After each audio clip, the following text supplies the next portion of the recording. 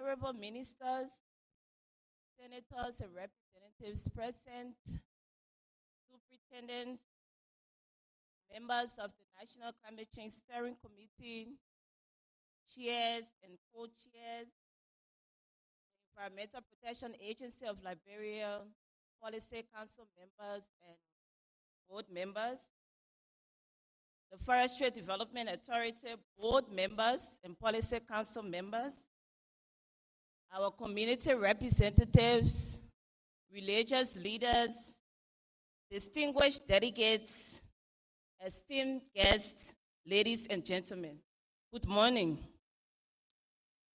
It is a great honor and privilege to welcome you all to this two-day high-level carbon dialogue held in Gompa City, Nimba County from August 21st to 22nd, 2025, starting at about this time. For today, I will be your mistress of ceremony, Ms. Sylvia Diamond Dober.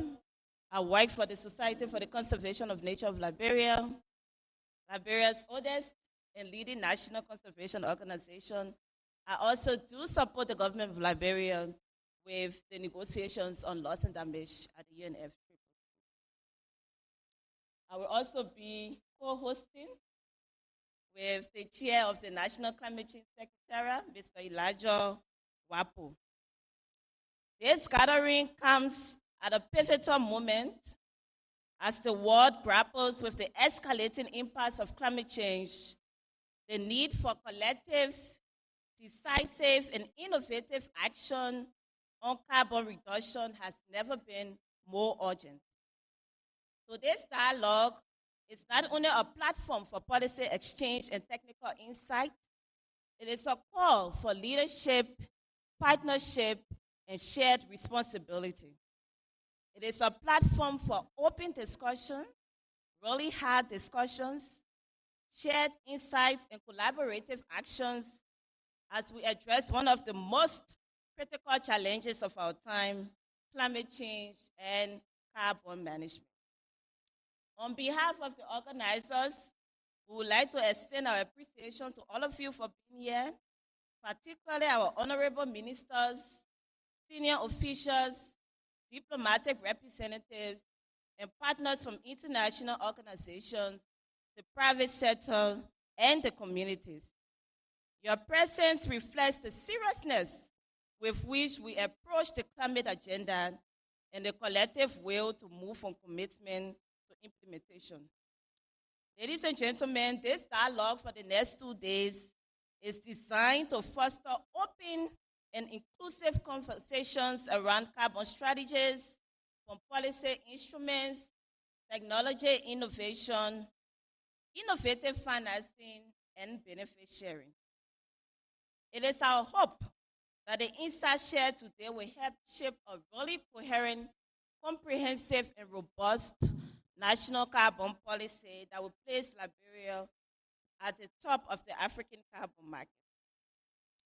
So throughout the day, you will hear from distinguished speakers, you will hear from panelists across the sectors and regions. We have a diverse range of stakeholders in the room, and we encourage engagement, thoughtful questions, and shared learning. Let us seize this opportunity to strengthen partnerships and accelerate progress. Without any further delay, we'll go right into the first business of the day, which is the high-level opening. I'm guessing at this time we all have registered with the secretary at the back. And so to formally open today's proceedings, it is my distinct honor to welcome the County Development Officer for Nimba County for the official welcome remarks on behalf of the county. That's Honorable Peter Kambe. If you are in the room, please welcome our guest.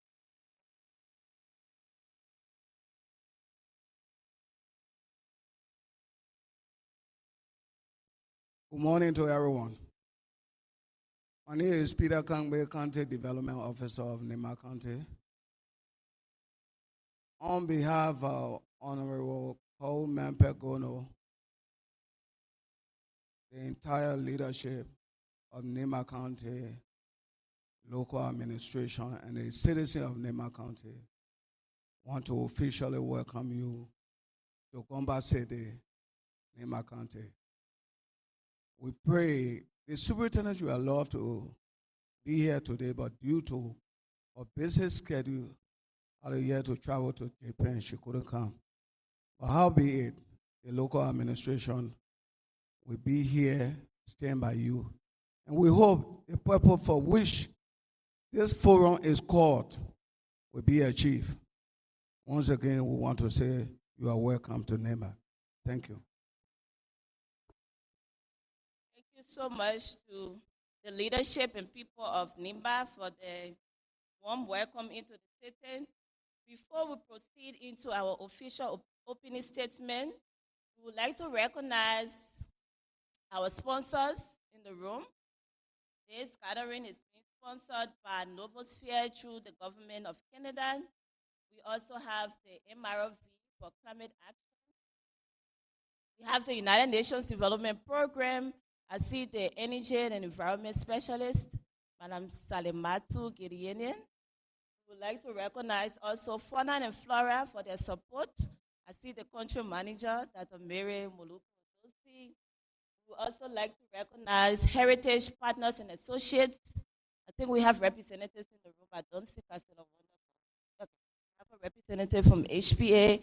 We want to recognize the UK, the British people. We also like to recognize European Union delegation in Liberia. Do we have representatives here? And also WHH. Thank you so much for your support in ensuring that Liberia has a really comprehensive carbon policy that will lead us to being a key player on the carbon market, given our huge percentage of the Upper Guinean forest. So, ladies and gentlemen, at this time, for our official opening statement, we would like to welcome the Executive Director of the Environmental Protection Agency of Liberia, also the Chief Executive Officer, also he doesn't like that part so much, but from the institution which has the mandate to report on greenhouse gases in Liberia and regulate, His Excellency Honorable Emmanuel King Ure Paulo, to give us our common opinion.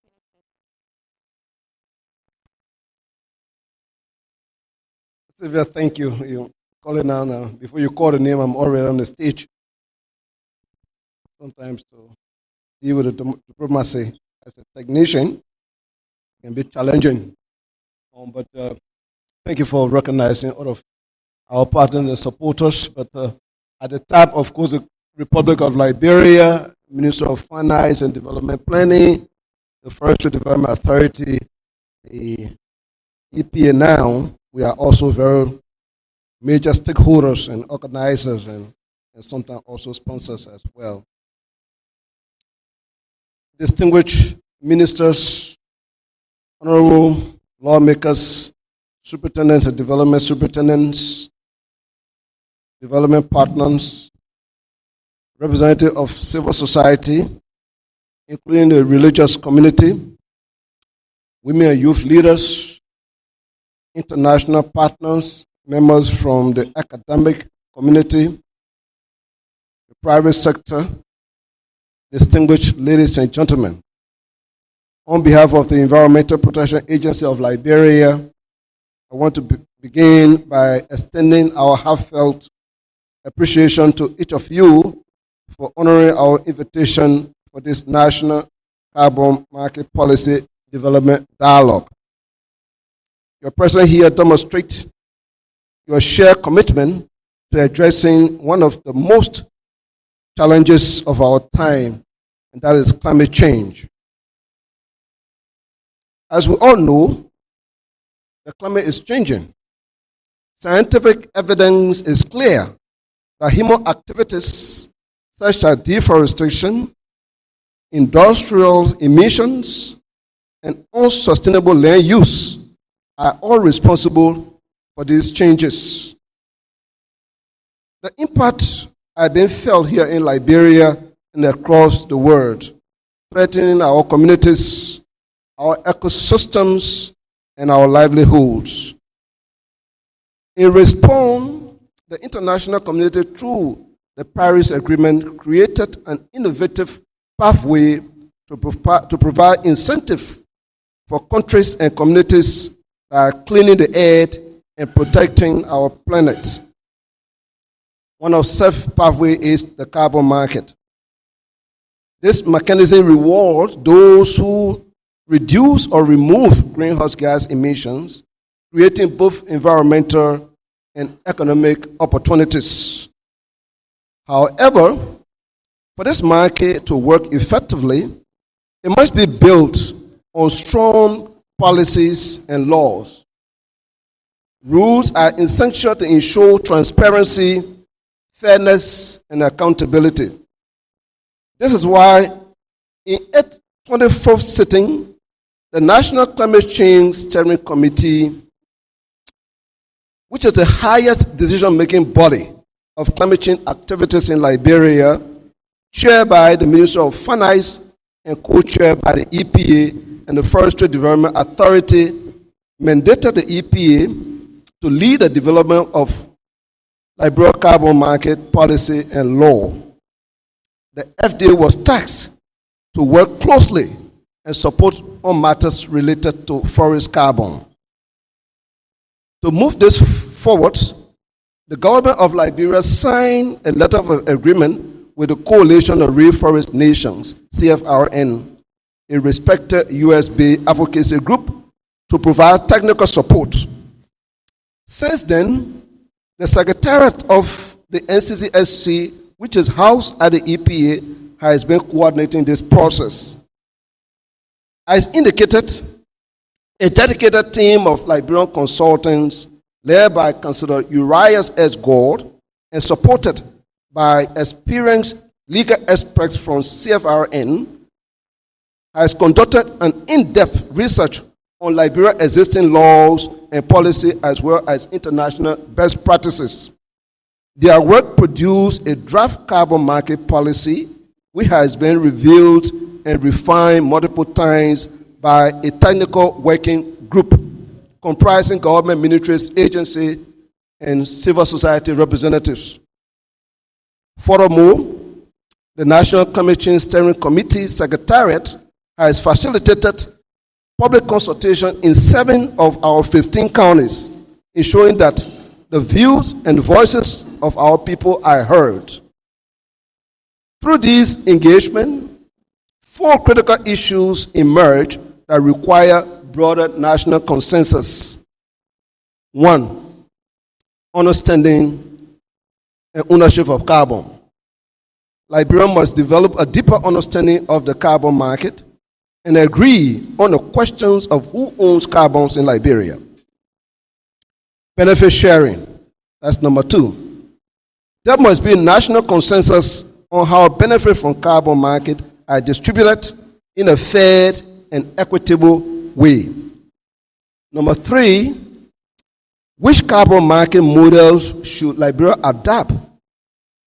We should discuss and understand the advantages and disadvantages of the compliance or regulated carbon market and that of the voluntary carbon market, and decide if we want to use one market mechanism or both, and what should we include in our policy to address the disadvantages associated with them.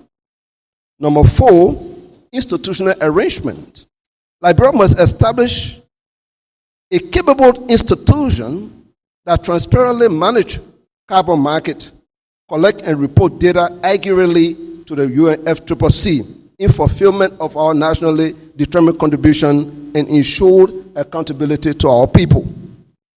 Over the next 2 days, this dialogue will dive deeper into these issues and gather perspective and recommendations. The goal is to reach consensus, build trust, and create a framework that works for the whole of Liberia. Our plan is to present a finalized carbon market policy at COP30 in Brazil in November. within our Liberian pavilion. This will send a strong message to the world that Liberia is ready, open, and committed to engaging in trading in a transparent and sustainable manner. In closing, let me express profound gratitude to the Office of the President of the Republic of Liberia, the Ministry of Finance and Development Planning, the Forestry Development Authority, other line ministries and agencies, and our partners who have walked this journey with us, including the government and people of Canada through Novasphere, the Coalition of Reforest Nations, the United Nations Development Program, Heritage Partners and Associate LLC, FUNA and FORA, the EU, the government of the United Kingdom, and WHH, and many others who have provided both financial and technical support. Your contributions have been invaluable. Distinguished ladies and gentlemen, the work ahead of us is significant, but with your active participation, we can create a carbon market policy that not only serve Liberia, but also contribute meaningfully to the global climate action. I wish all of us here a fruitful deliberations. Thank you.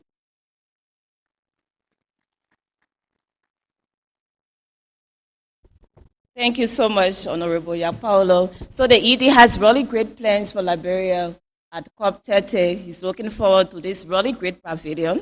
And since the meeting is going to be held in Brazil, where they have the Amazon, he has hoped, or the government of Liberia has hoped, to showcase the upper Garden forest that is usually just talked about in passing by. We really want to showcase all of the diverse species, the biodiversity potential, the ecotourism potential of that landscape. So not only does the government want to take this policy to COP, we're also talking about nationally determined contributions, the revised version that we need to take to COP. We're talking about other really relevant national documents like the 30x30 plan that will showcase Liberia's seriousness when it comes to conservation and other related matters. So thank you so much. Let me also recognize the arrival of the Senate Chair on Lands, Mines, Natural Resources and Environment. That's Honorable Simeon Taylor, Senator of Grand Cape Mon County. You are welcome to the dialogue. So we will go into special statements and expectations from some of our high-level guests. We will start with the Ministry of Foreign Affairs, if we do have a representative from the Ministry of Foreign Affairs. If not, it is my pleasing honor now to welcome the Managing Director of the Forestry Development Authority, the entity which has the jurisdiction to manage and protect Liberia's vast 42% of the upper Garden forest. That's Honorable J. Rudolph Merab for special statement.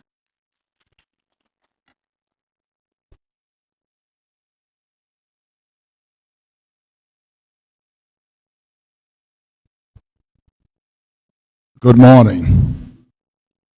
Please allow me to stand on existing protocol. I would like to join Dr. Yapaulo in welcoming you all to this dialogue. The future of our country depends on how we manage our resources, whether it's timber, gold, iron ore, or even now what is new to all of us, carbon. The way we handle it will determine how our country grows. If we decide to use it, excuse the expression in the Liberian way, as an elephant meat, where we all divide it, instead of looking at it holistically as an issue that helps to develop our country for the future, we might lose sight. We must understand that we are one people, and our destiny is tied together, not separate. You know, our founding fathers, when they wrote our national anthem, they had a clause in there: in union strong, success is sure. I hope at this dialogue we'll understand that our country is bigger than each and every one of us, whether individual, whether communities, or whoever we are. And therefore, we should understand that our country, like His Excellency always say, we must think Liberia, we must love Liberia, we should build Liberia. Thank you.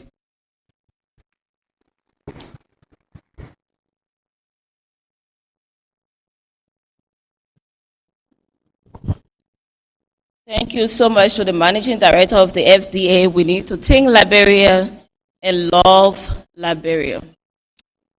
At this point, we will call on the Special Presidential Envoy on Climate Change from the Office of the President. Is Madam Jenny Cooper, or the representative here from the Office of the President? If not, we move to the head of civil society, Madam Loretta Pope-Kai. Any representative from CSO? Thank you. So we have the chair of the National Union for Community Forest Management Body, Mr. Andrew Zellerman, that will be giving that remarks on behalf of Madam Loretta Pope-Kai.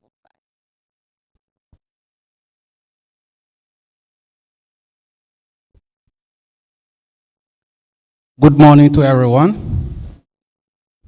And let me stand on the existing protocols as I present opening remarks on behalf of the civil society organizations of Liberia and our communities that are in these forests and on the land. We think this is an opportunity for us as Liberians, especially for us as communities dwellers who face the realities of climate change. Liberia have come a long way ensuring that the voices of communities are included into our natural resource management, planning, and policies. We think inviting us here is the same thing that we have been part of. And we are thankful to the EPA, the government of Liberia through the EPA, the FDA, and the partners who have made it possible for all of us to gather here for the national review. The civil society organizations of Liberia and our forest communities received the draft of the policy, and we have taken some time out to sit together as people of Liberia to look into the policy and see some of the things we think are not in the policy to make it better for us as communities who should be benefiting from the initiatives. With that, we have documented our observations, recommendations that we think they should be considered into the policy to make this policy good for all, especially for us as community members. Kindly, we want to take this time to officially and formally present a statement to the EPA, to the government. I want for this to be done. If anyone, the EPA can designate someone to receive this, because we don't have luxury of time, so we don't want to read and all. But it highlights the key things that we have observed. Okay, so whoever that is designated. Okay.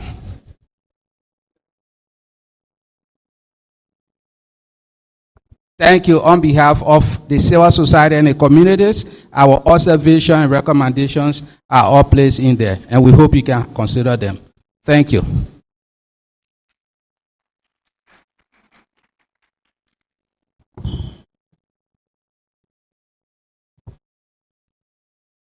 Thank you so much, Mr. Zellerman, for presenting your position statement to the NCCSC.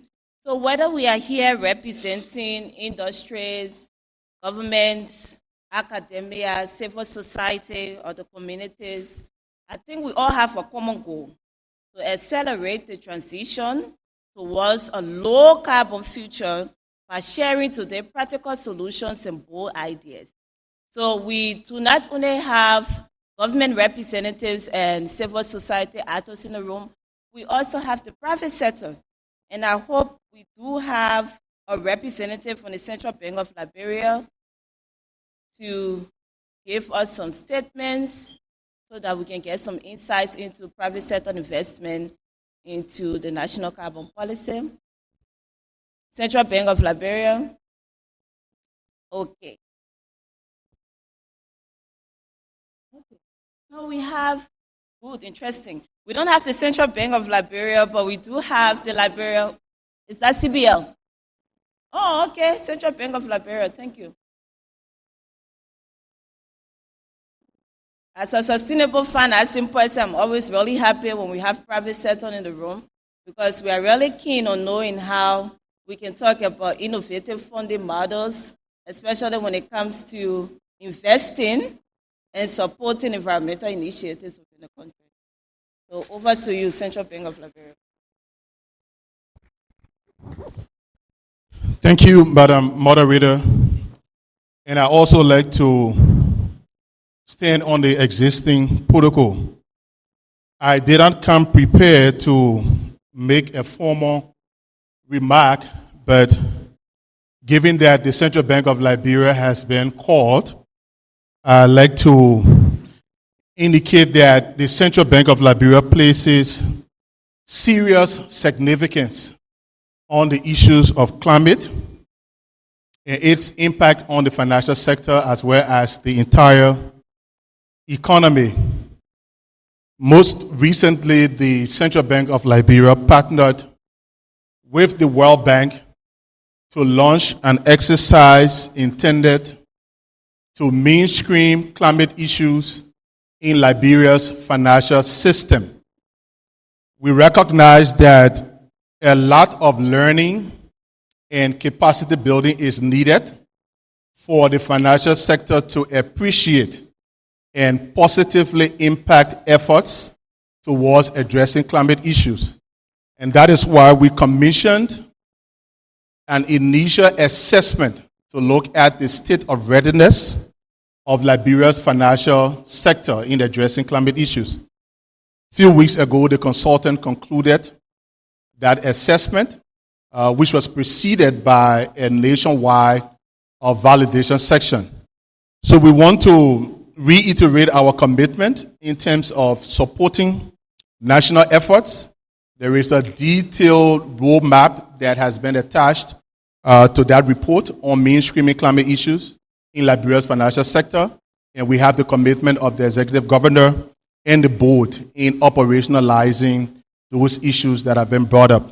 So for and on behalf of the executive governor of the Central Bank of Liberia, Henry F. Samoa, and the entire executive management team, we'd like to commit our readiness to supporting whatever decisions that will emanate from these national dialogues as far as the participation of Liberia's financial sector is concerned. Thank you for the opportunity. Thank you so much to the Central Bank of Liberia. I also note that we have LBDI, the Liberia Bank for Development and Investment, in the room. So it's great to have private sector actors as we go through the discussions in the day. Now we will move to our legislators. We have the House Committee Chair on Land, Natural Resources and Environment, representative from Grand Jide County, that's Honorable Jeremiah Sokan. We'll call him for a special statement. It's really great that we have a legislator that played a really key role. He once coordinated the National Climate Change Secretary at the EPA and now transitioning to the House of Representatives. We hope we can get all of the support that we can get from the legislature for that. I wanted you to wait so I can introduce him because I'm sitting in a seat. I'm now the national coordinator of the National Climate Change Secretariat. Before then, Honorable Jeremiah Sokan was seated there and he drove the process. Honorable Soka, you are welcome to this podium. Thank you. Thank you. Let me stand on existing protocols and first begin by recognizing the chair on the Houses Committee on Lands, Mines, and Energy at the Liberian Senate. I will also recognize my distinguished right honorables from the House of Representatives, the person of Honorable Anthony F. William, representative of District 2 in Maryland, Plebo-Solican. He is the chair on banking and finance. Also want to recognize the distinguished judge of the county, Honorable Jacob Chetba, DBE, who has just been and have taken over as the chair of the Rule of Law Caucus in the lower house. And distinguished colleague also from Birmingham, the Honorable Sam Jala. Flanked by his side is the distinguished gentleman from Nimba County, District 4, the Honorable Ernest Mansie. And let me recognize all of you, especially the members of the executive, the members of the diplomatic, our development partners, civil society, one and all, people who are expert, who have spent almost nearly their life in this sector, and continue to make sure that the sector, from the embryonic stage, become mature and sufficiently bring the benefit that this country so deserves from their natural resources. I salute you all. Quickly, it is a fulfilling moment to know that many years you work with colleagues, friends, as technicians, staff, and go through the rank of file. You are still around to witness, another layer of discussion to issue that is so dear. I see Honorable Sir Davis on the back there, and I can go on to kind of speak specifically to this issue. Of course, on my left, I will recognize the distinguished gentleman from Nimba County, former Internal Affairs Minister, the former FDA Managing Director, Ms. Harrison Conway. I mention him because the National Climate Change Steering Committee would not have been active today without his leadership. He endeavored during the second term of the former president, Madam Ellen Johnson Sirleaf, to ensure the reactivation, and he was very instrumental to making sure that the foundation upon which this document, the climate change policy, is established, was. And so let me recognize that. Quickly, this dialogue is important. I'm not going to be theoretical about it. I'm not going to go to try to mesmerize, but I'm just going to go straight to the point. One, what are we talking about today? The dialogue that will lead to agree on a policy direction. That's going to be not only a literature like any other literature that we have in this country. We are very good at crafting and designing paper. We're very good at understanding and structuring sentences, the position of sentences. And we're very good at that. But what sometimes we fail not to see is that those literature that we created, whether they are enforceable, implementable, or are totally having impact, their prescription in the document. I think there where we need to focus. So as member of the legislature, we look forward to a literature that will not only be more merely theoretical, but something that will be enforceable, practical, and that we can be able to see the impact and measure them. With that, we look specifically to seeing that we will be bold, direct, and unambiguous when it comes to institutional arrangement. It's not a time to create a semantic, ambiguous, subjective approach in this literature. We need to be definitive. As a person who sat in and work on the subject matter, we need to be clear that if we are going to establish a new institutional body that will handle this, the government of the Republic of Liberia need to be unambiguous and direct. If we are going to empower an existing institution, we must be definitively clear as to you are responsible and will be held. I know what I'm talking, because any attempt to remain unclear will lead to undermining the principle of this document before it's signed. We must. Second, we must also be very definitively clear, taking clue from the Liberian Land Right Act to see some of the weaknesses in there when it comes to the benefit sharing. Is it going to be implementable without emotion? Is it realistic? We must be able to be definitively clear on this matter. Finally, we must be clear again as to the ownership of carbon. We must, because the Land Right Act and everything else tend to create confusion and make the subject matter of ownership subjective. I think if we are not clear to be definitive, clear to define ownership, we also going to create a lot of issues.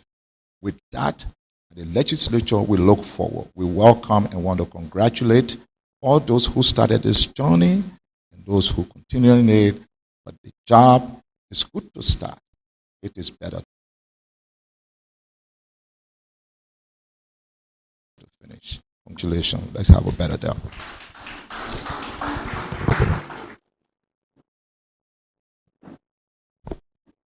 Thank you so much, Honorable Sokan. You know, Honorable Sokan once served on the board of the Green Climate Fund, which has the core function for supporting developing countries like Liberia towards achieving their climate goals. So I think he has a lot of insights in supporting the discussion today. And he made mention of 3 important points.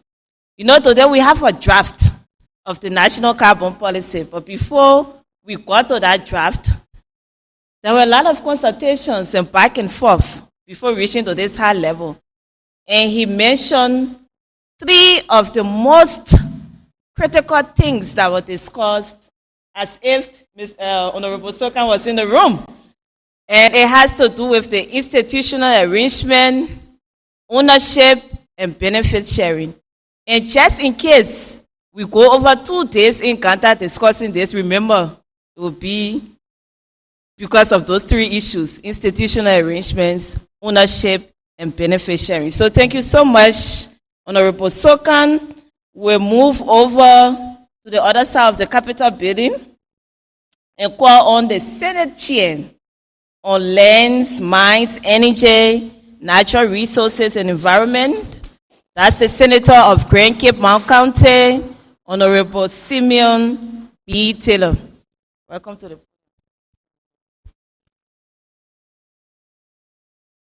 Let me stay on the protocol established here and want to extend my thanks and appreciation to the EPA Director, the FDA, and the National Disaster Management, all of you that went to the climate conference in Baku.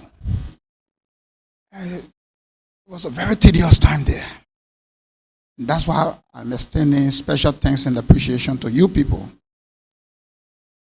And I would like to emphasize on this, and I hope the Finance Minister will take it very seriously. When Liberia goes into the international community to represent the country, when Liberians go there, they need to be folded, represented, and well taken care of. I hope that this time around we'll have a pavilion. Because when we attended that conference, we were roaming around, the EPA boss couldn't rest. He would move from place to place, finding all Liberian delegates that went to that conference, and there was nowhere for us to sit. We're all over the place. Sometimes we sit on the floor to just represent Liberia.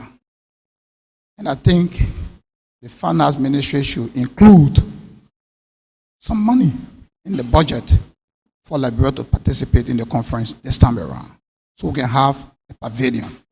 That is key and very serious if Liberia should achieve the goals that we want to achieve. Because there are a lot of meetings at that pavilion. You have parliamentarians moving from different sectors for meetings. You have the think the crowd moving. You have all the policy makers moving. Different kinds of meetings. You have millions of people converging in one place to have discussion on behalf of our country and the continent or the world at large. Having said that, I would also like to thank the technical team for the draft agreement that we have, or policy agreement that we have. Most especially the one that gave ownership benefit to the communities, 50% share. That is key. Because it is only the community that will be able to preserve those things that you are asking for. They will deny themselves the right to hunt the animals, to cultivate the forests, and if they are not benefiting, those laws will not be adhered to. And that is key in our policy agreement. We would like for the EPA to handle that agreement very seriously and key, most especially when it comes to benefit sharing with the community. We represent the interests of the people, and most of the time, when those agreements are crafted and the people don't benefit, the flashback come to us, the lawmakers, because we represent them. They will not accuse you. They will accuse us that we did not work in their interests. And that's why most often in Liberia, you find whenever there is election, 90% or 80% of the lawmakers are booted up. And it comes because of the policies that we made, and they are not reflecting to them directly. And so that's our problem. And that's why you heard Chairman Sokan saying the benefit sharing is key and very, very important. So all of you that are crafting those documents, I should do that. The next thing, after doing all of those things that you are doing, we need to have the climate change law that will be binding on our people. And we look forward to seeing the draft policy law. Because I remember when we were English, they were emphasizing on the climate change law. Because all the good policies that you are writing, look, if you don't have a law, it is not binding on the people. The step we have moved to start generating funding from climate change, from carbon market, we need to establish the law. That is very key. Or else we'll continue having conference, dialogue, all over the place, and we'll move nowhere. Because sometimes people ask, when will the carbon money come to Liberia? We started discussing it more than 6 years ago. And up to present, we can't find the money. We can't get the money. And if we should have that money, meaning that we should establish the law, the climate change law. So having said that, I want to say thank you for inviting us to the dialogue. And we look forward to seeing the climate change law where we do critical analysis and to ensure that we have a climate change law that will benefit our people. Thank you. God bless you.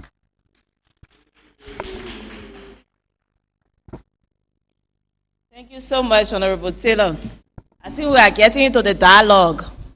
He spoke a lot about the experience for COP29, and as I said, the Executive Director of EPA has really good plans for COP30, and now is open to partners, especially our international partners in the room, to support that endeavor. Okay, so now we will now call the National Climate Change Steering Committee. And we have the Deputy Minister for Economic Management for the Ministry of Finance and Development Planning.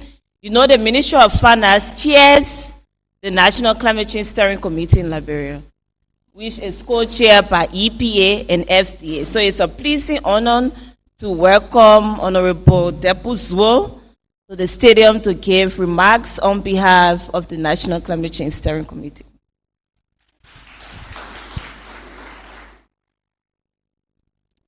Thank you. Our distinguished members of the legislature, the Managing Director of FDA, Executive Director of EPA, and other senior officials of government, the Deputy Minister of Agriculture, our past officials from FDA, our local government officials, private sector representative. Before I actually make my statement, I'm going to defer. I don't know how many I have here. I want to defer 1 or 2 minutes of my time. I didn't hear the private sector actor, and I want to give this space to the LBDR to make a short remark. Is Mr. President here? Christian Allison? Please. We want private sector statement. Central bank is not from the private sector. This, I can give you a mark if you want, if you like.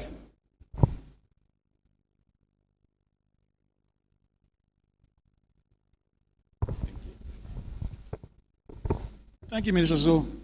Of course, you're aware that you have caught me unaware, but just as was indicated by Mr. Brown from the CBL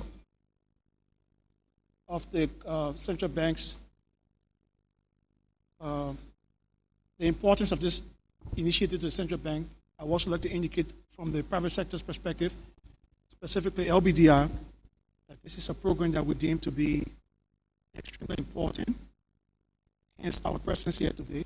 In fact, I had a brief conversation with an official of the EPA earlier, and we were in discussions for us to have conversations between my bank and the head of EPA so that we can start the private sector conversation rolling, at least from the financial sector perspective.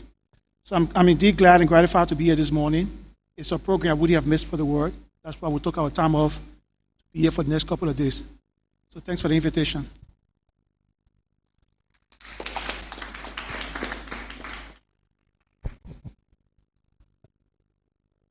No, I'm still strong.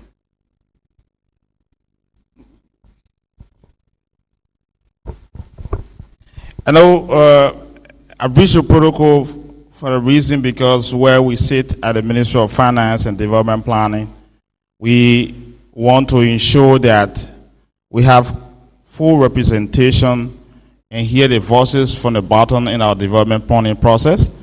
And that's the reason why President Boakai, his arrest agenda, when he was actually giving the name, when we asked him, he said, arrest agenda. He said, no. It's going to be a rest agenda for inclusive development. So every decision should be more inclusive, more participatory, to ensure it reflects the interests of all Liberians to make the country more vibrant and prosperous.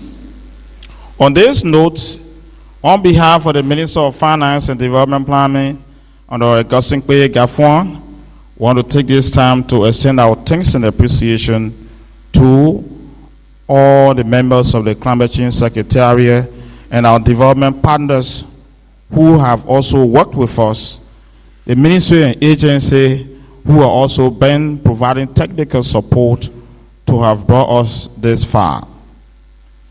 Today's gathering brings us to a point for us to discuss and interact and engage and look at what we call the arrest agenda for inclusive development, the vision of our current president, President Joseph Newman Boakai, which is also anchored in National Vision 2030.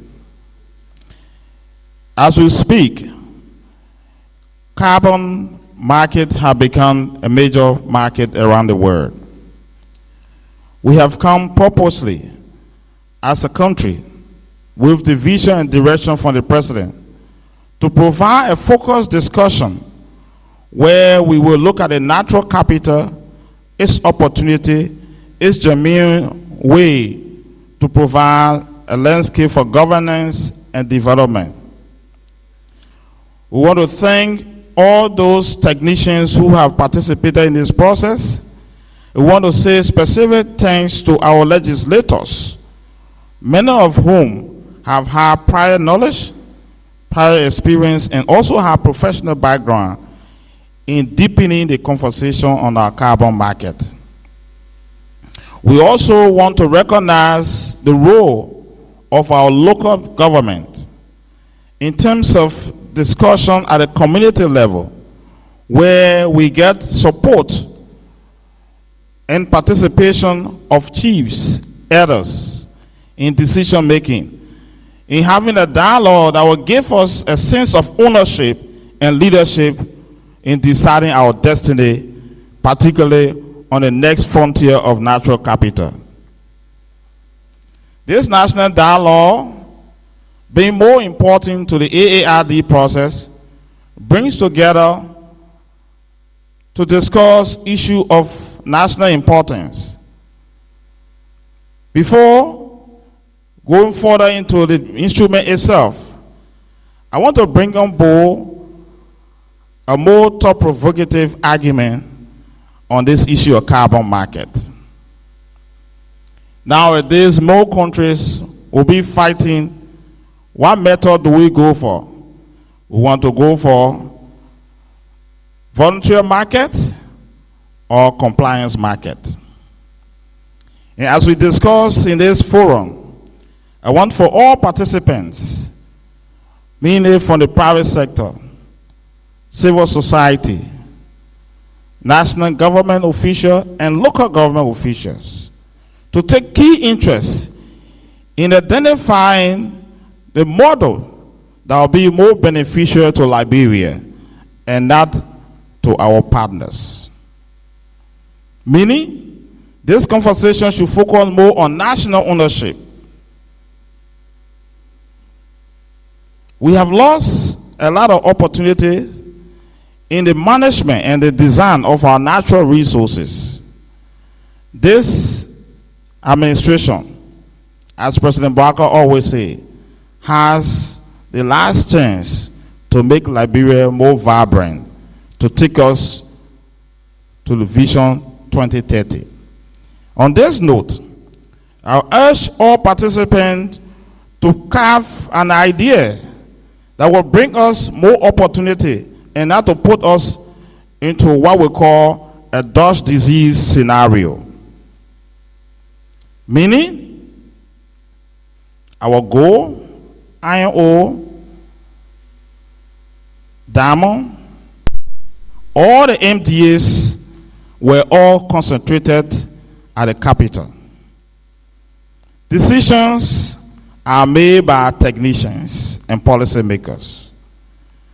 But the issue of climate change is more holistic, is more of human face, and therefore we need to have a major conversation that is done through proper coordination, collaboration, cooperation, and communication to ensure that we succeed in this endeavor.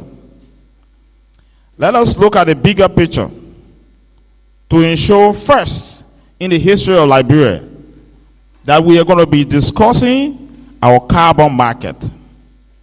Remember that climate resilience is more important than financial benefit we accrue.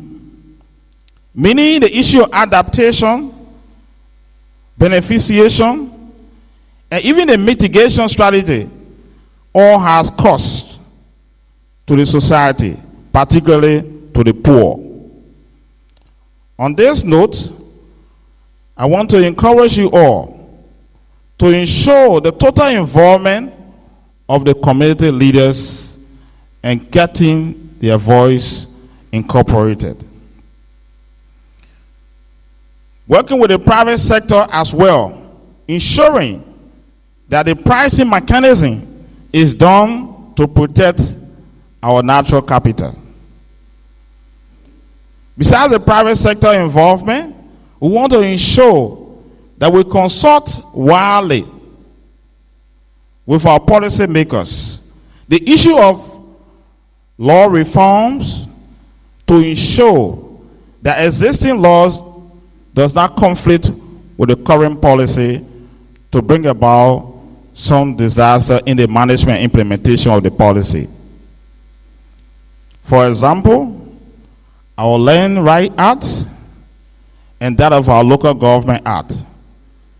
We need to bring on board policy that will ensure that we are not contravening our current revenue sharing law in contravention of the carbon strategy.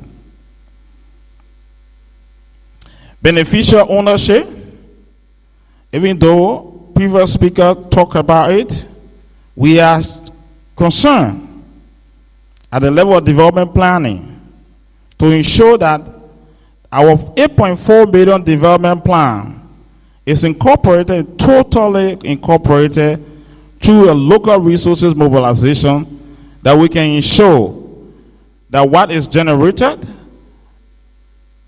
is distributed nationally and locally.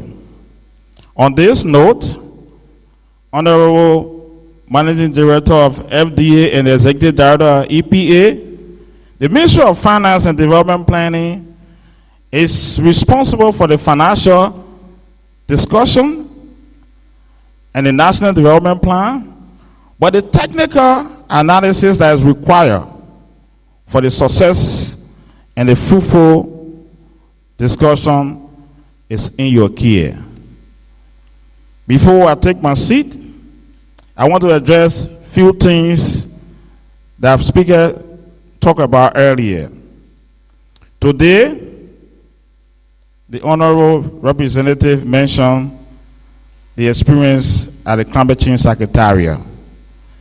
We are looking at how we can ensure that not only we discussing the low carbon initiative, but we are looking at diversification and mixed use of our natural resources to ensure that our people are protected first.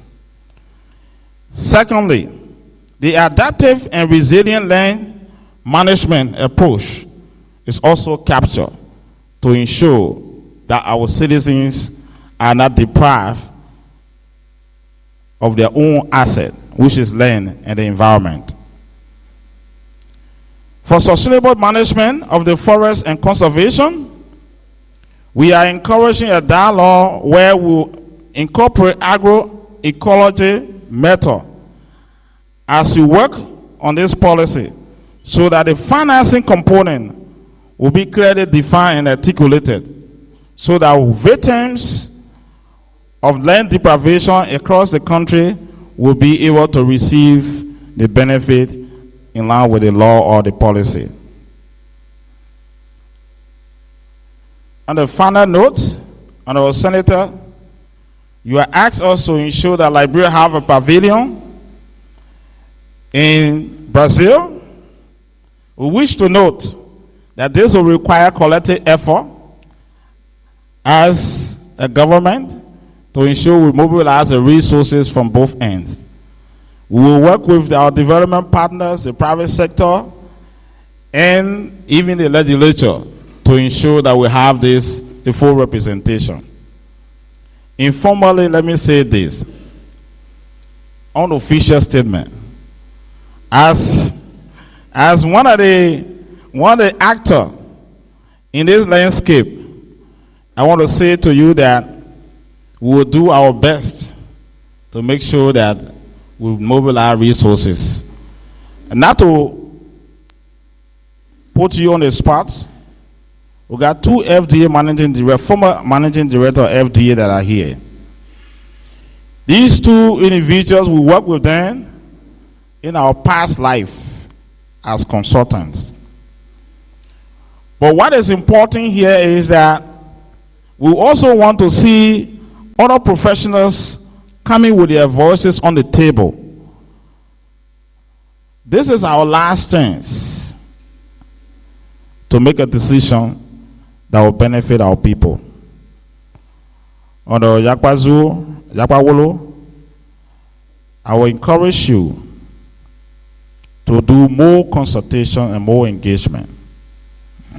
It requires us to see this process more like Liberian ownership and leadership. And I believe President Boaka is very pragmatic, is very focused, and he wants Liberian people to live better than what we have before. I thank you for this opportunity. And now, by the power vested in me from the Minister of Finance, I officially declare this dialogue and conversation open. I thank you.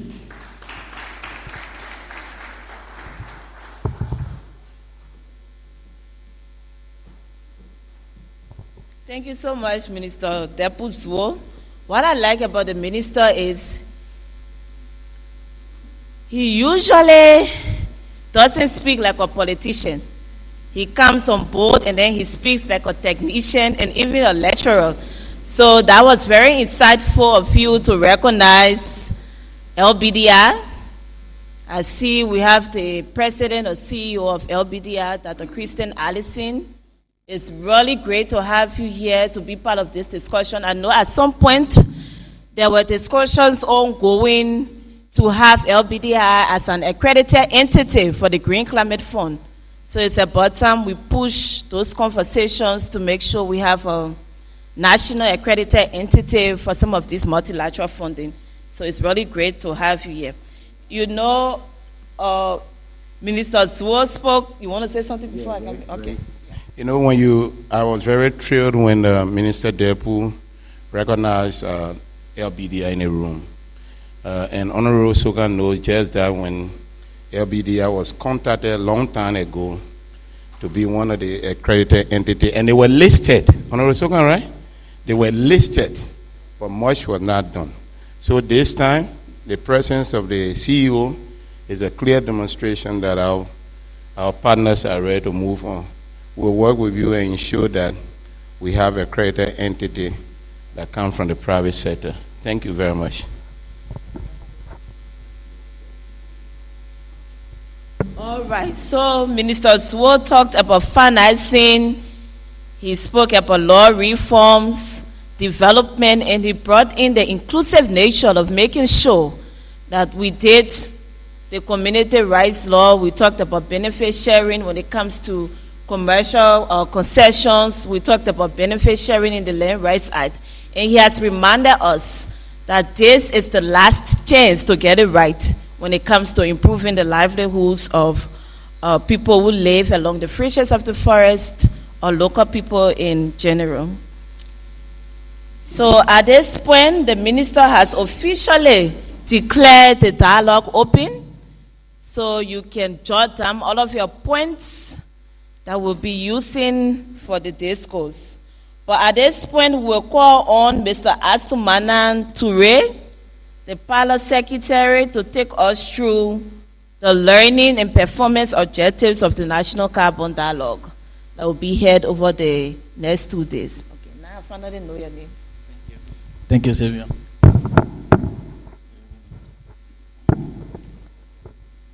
Good morning.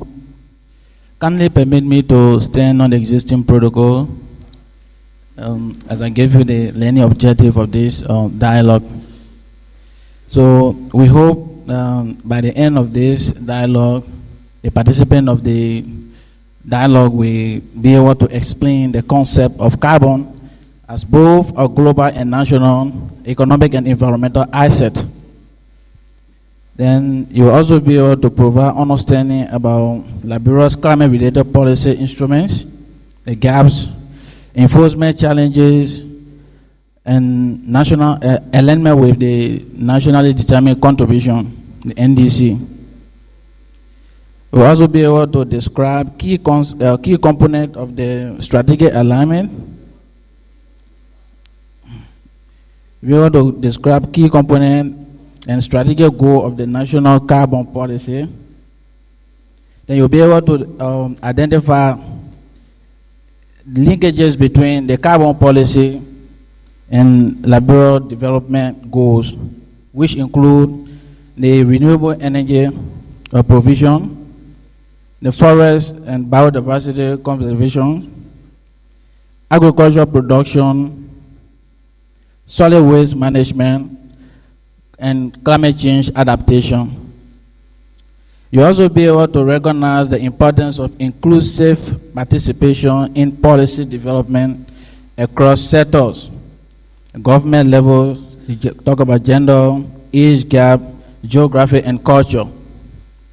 And finally, you'll be able to summarize international good practices for carbon governance. So that being said, we move on to the input. We'll be looking at sectoral input for the national carbon design, which will rely greatly on you, the participant. Also be looking at we'll be also looking at recommendation from you for the development of the national carbon policy.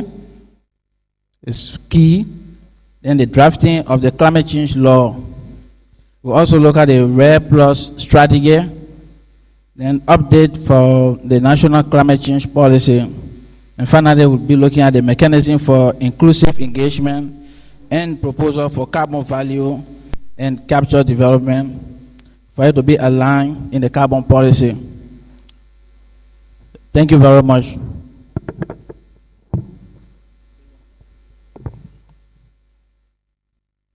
Thank you, Ansu, for clarity, giving us why we are here. Xavier told you that we'll be team working, so when you see me, don't be confused. We want to say that we put this aspect after here, but it was an error, so we want to bring it up front before moving forward. We indeed recognize the vice of the president in the county, that why we put them on the front line to sit on the front tables. So we want to give you special recognition. We apologize for bringing this part this time. We intended to do it later. Somebody put it there, but it was around the place. We're bringing it forward. So we want to ask you, please, all superintendents of the county here present, please stand up. All superintendent and representative, whether you deputy or you DSO of the county, please stand up. And I will bring the microphone to you. You call your name and the county you come from. Then we'll ask, because you have council, right? Then we'll ask the leadership, the council out of the, I know Cog is not here, but they have parliamentarian, they got this, they got that, you got your representative. After you call your name, then we'll ask your council lead to move on the podium to make a special statement. Thank you very much. Maya Kate Padman from Sando County, Superintendent of Sando County. My name is Labla Masakwe, Superintendent Lofa County. I'm Baron W. Sanwe, Superintendent Riverside County. I'm Henry Cole Jr., Superintendent Maryland County. I'm Antoinette Wawili Namnen, Superintendent Grand Crew County. On the Spowa Pia Senior, Financial Officer, Grand Bassa County, representing the Superintendent of Grand Bassa County. My name is Alexander W. Dennis. I'm the county officer serving as acting superintendent, River J County. My name is Peter Kamwe, County Development Officer at Nimba County. Some people behind there, I see the DSO here from Bon County. My name is Sidiki Kruma, the County Development Officer of Bon County. I'm Davison Bali, County Development Officer of Grand Juda County. Alfred B. Zina, County Development Officer for Bombing County. My name is Francis Egu Lansana, County Development Officer, Lufa County. My name is Musi Bazanga Ahere, County Development Officer, Gompa County.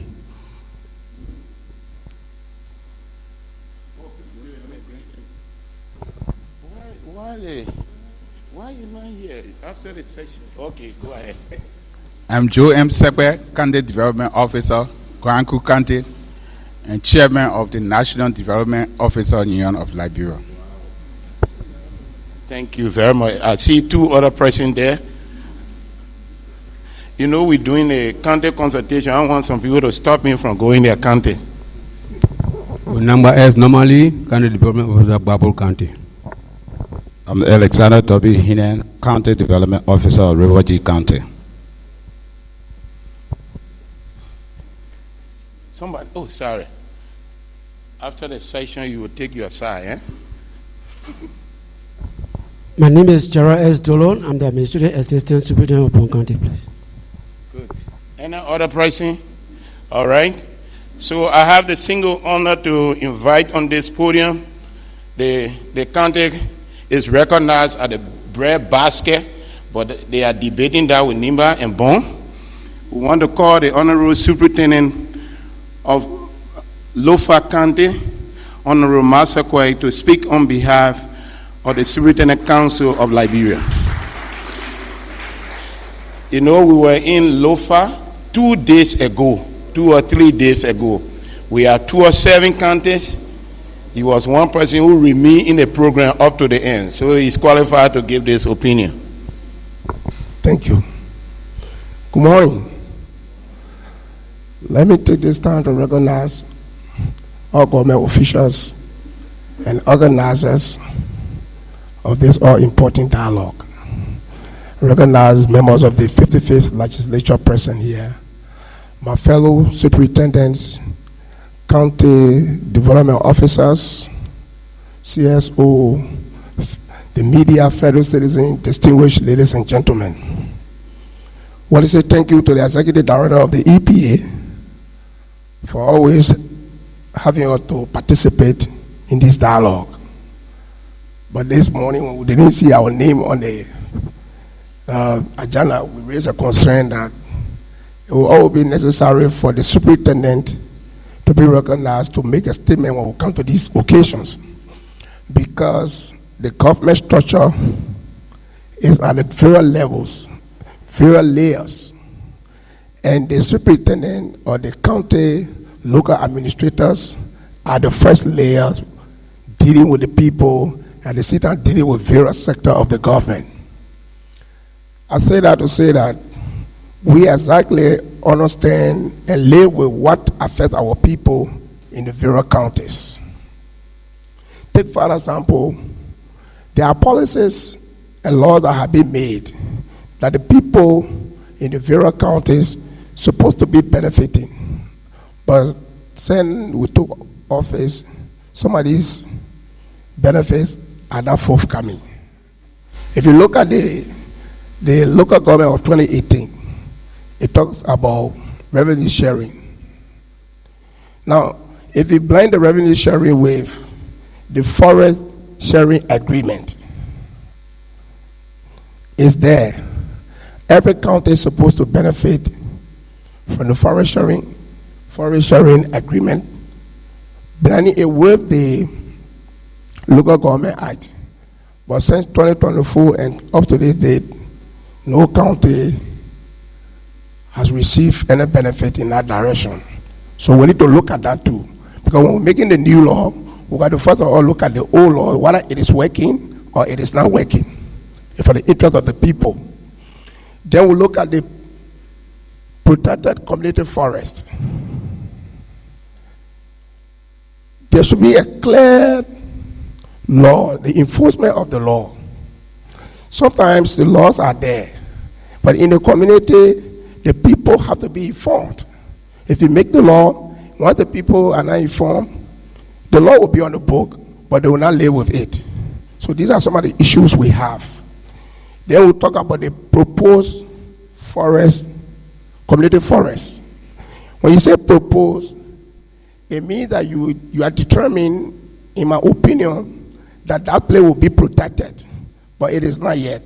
But in recent times, we are looking at people that are enforcing some of the laws, are dealing with the proposed and the protected forest at the same time. I received a complaint from Zida, the Wanagizi protected area. They arrested almost like 20 people and took them to Zozo. And each of them was asked to pay some money. And then they called me. So that's happening across the country. It's not only to Lofa. If you say this place proposed, you are not started, you are not be protected, and you punishing people for it, it bring the burden to us. We as county officials. And that is happening every part of the country. All of the superintendents are having issue with those things. So we want to call on the policy makers for all of us to work together and let the people to understand the difference between proposed and protected. Because if you propose something, it is not in formulation, you cannot punish people for it. So these are things that are happening in the various counties. Our counties are having problems with the way sometimes some of the issues have been enforced. And you make the law, budget is passed, those benefits that are supposed to come to the county are not forthcoming. We need to look at that too and make sure our people receive the money. Because if these things are not addressed, the people in the communities will not adhere to the laws. They will continue to violate the law, and then the burden comes on us as county officials. So we want to recognize everybody and say thank you for having us here, but we need to work on those things, and those things need to be enforced. What the county is supposed to benefit, they should benefit, and the people have to be aware of the law. If you make the law, we should be able to educate our people to it and tell them the merits and the demerits, the benefit, and what they're not supposed to do. So I want to say thank you to the EPA, the finance ministry, and the organizers. Thank you so much.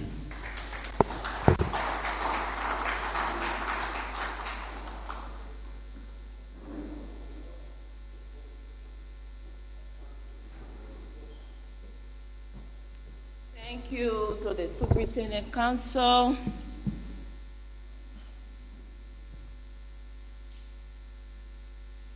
Thank you so much. So we have come to the close of our opening ceremony, and because of time, we cannot allow every single person to introduce themselves, but we will recognize some high-level guests in the room before we go outside for our group picture. So right after this, we always assemble outside before the banner to do the group photo, and after that, we will jump right into the actual dialogue, the first technical session for the day. That will be moderated by Deputy Minister Depuzuo. So I see the Managing Director of FDA, he spoke already, Honorable Rudolph Mirab. We have Deputy Minister Depuzuo from the Ministry of Finance and Development Planning. I also see the Executive Director of the National Disaster Management Agency, that's Honorable Ansu Dole. You are welcome to the dialogue. We have the EPA's Executive Director, Dr. Emmanuel K. Ureya Paulo. Thank you. We also do have the Managing Director of the Liberia Electricity Regulatory Commission, that's Honorable Augusto Guano.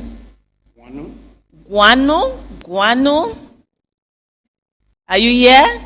You are welcome. Thank you so much for joining us. I also see my former boss, that's the Country Manager for Fauna and Flora, Dr. Mary Moluku Odosi. You are welcome to the dialogue. We see the Deputy Minister for Planning and Development, that's from the Ministry of Agriculture, Honorable David K. Akwe. You are welcome to the dialogue. We also have the Deputy Minister for Industry from the Ministry of Commerce and Industry that sits on the board of the EPA as the chair. We have representative here, Deputy Minister Andrew G. Pega. You are welcome. Thank you for joining the dialogue. We also do have LBDI CEO, Dr. Kristen Allison, that spoke earlier. Thank you for joining the dialogue. We have Madam Rebecca Tape from the Interreligious Council of Liberia.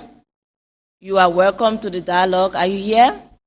Thank you. You are welcome to the dialogue. We also have the Ministry of Gender, Children and Social Protection. Very important when we're talking about gender vulnerabilities within the carbon process. We have Madam Grace Towa. Thank you very much. We also have from LACRA, Madam Gotia Kongoli. Mister. Is it Mister? Yeah. Wave your hands. Oh, Mister, please stand so I can see you. Mr. Godia Kongoli. Sorry for LACRA. You are welcome to the dialogue. You know, Sylvia, Godia. I thought we were going the same route. We also have the president from the Liberia National Student Union, Mr. James K. Washington.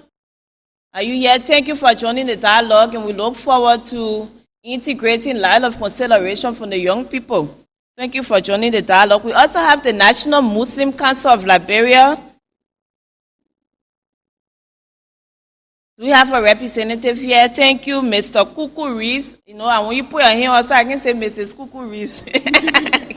Thank you for joining the dialogue.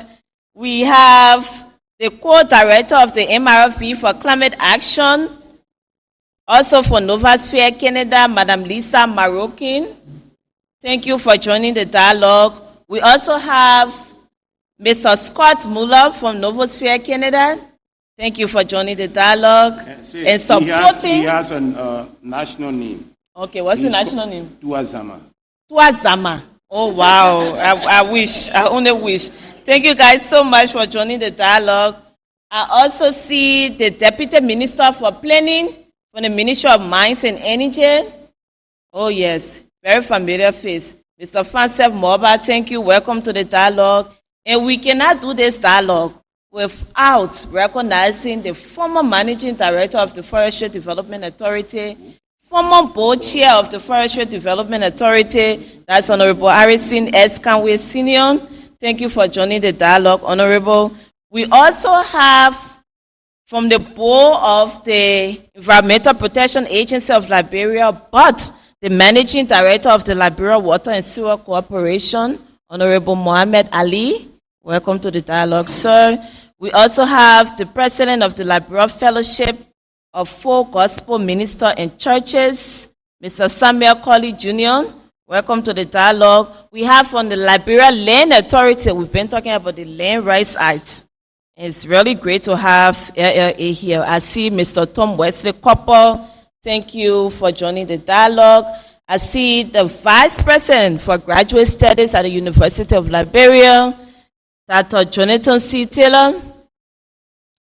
Thank you for joining the dialogue. Higher education is very important when it comes to the policy, and we also have lots of technicians from the university that have been helping with the policy. So thank you for joining the dialogue. I also see another former Managing Director of the Forestry Development Authority. Very helpful when it comes to the just ended USAID WABI-led program, Mr. Daditon S. Twabin. It's really great that we have 3 officials from the Forestry Development Authority. So yeah, it's going to be a really great conversation. Thank you. Welcome. Welcome to Liberia. Welcome to the dialogue, Honorable Twabin. I also see Mr. Baron Zamwe, Superintendent for Riverside County. I think all of our superintendents introduced themselves. Thank you so much for joining the dialogue, all of the council members. I also see from the Ministry of Internal Affairs,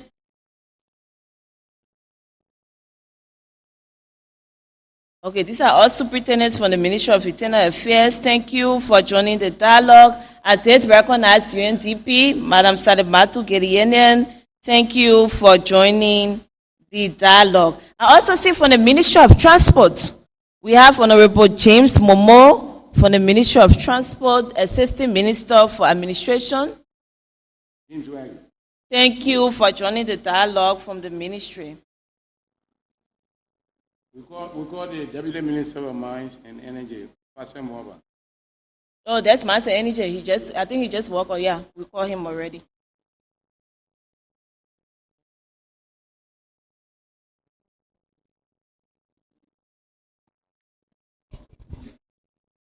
Thank you. We were keeping, during the days of old, they said they were keeping the best one for the end. So we want to recognize the Press Union of Liberia and the media, the 4 estates. We want to recognize the Red Plus convener and all those involved.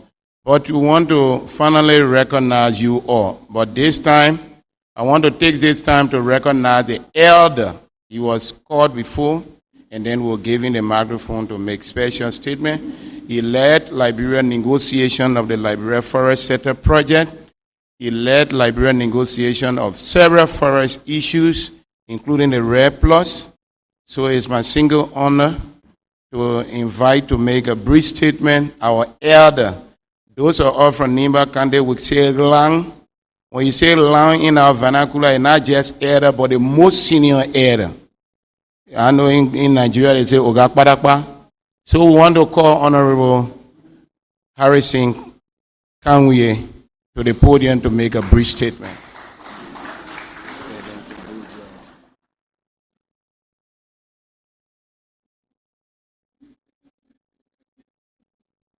Nobody wants to raise it now for them. That's why we call you. Well, again, let me stand on all the protocols. We are pleased to be here.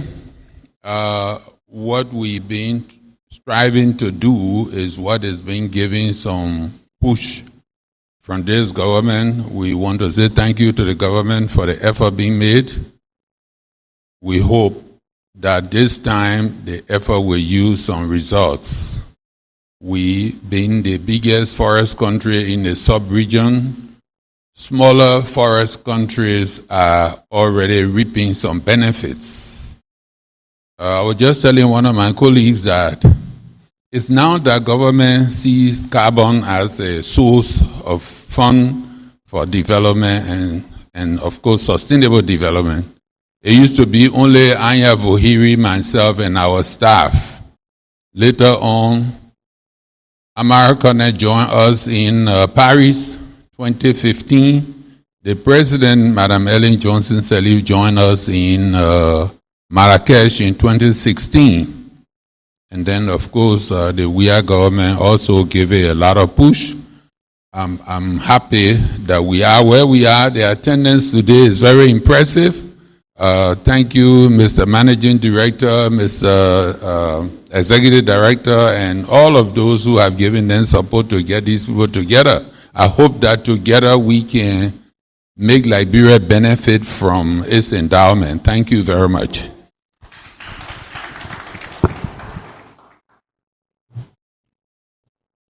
Thank you so much. It's very difficult recognizing high-level guests in the room when there are so many of them. So we're now going to close, but before that, we recognize Mr. Sir David in the room. He was head of the Red Unit under the Liberia Forest Sector Project at the FDA. So it's really great to have you coming all the way to Ganta to join the dialogue. Nobody may just coming from Yekepa, so we got to appreciate his effort for coming here. Okay, so at this point, we will go outside. The media team will lead us for our group